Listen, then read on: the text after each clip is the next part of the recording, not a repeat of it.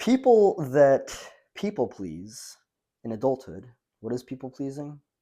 It is a facet of a survival based childhood. You have fight, flight, freeze, fawn. Fawning, people pleasing, appeasing, doing things that you don't want to do. Why would we do things that we don't want to do?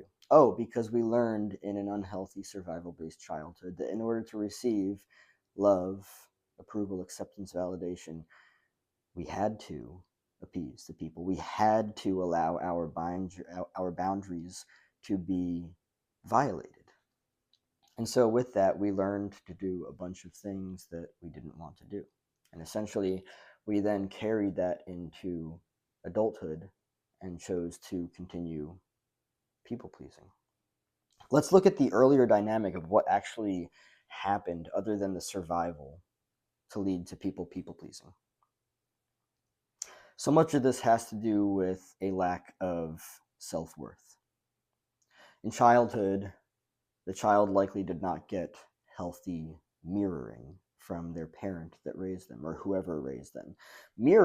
Healthy mirroring is essentially this is just brief, but the acknowledgement of existence of the child to allow a healthy foundation of structure to develop within the child of emotional self-understanding.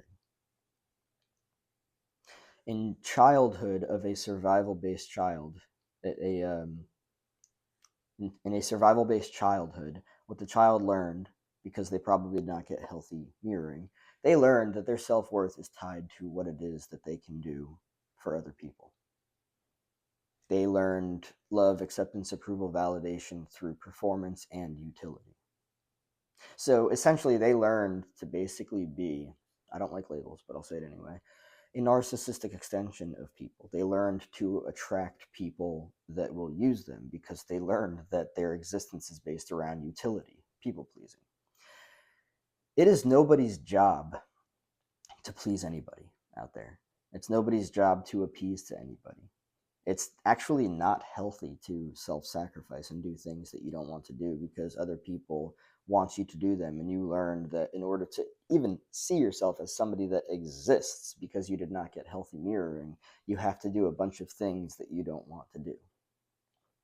It's not healthy, and you don't have to continue doing that. You can learn that your self-worth is intrinsic, validate, approve of, accept, and love yourself, and it transforms the entire dynamic. But it's not going to happen overnight, and you have to understand that this is an inward game.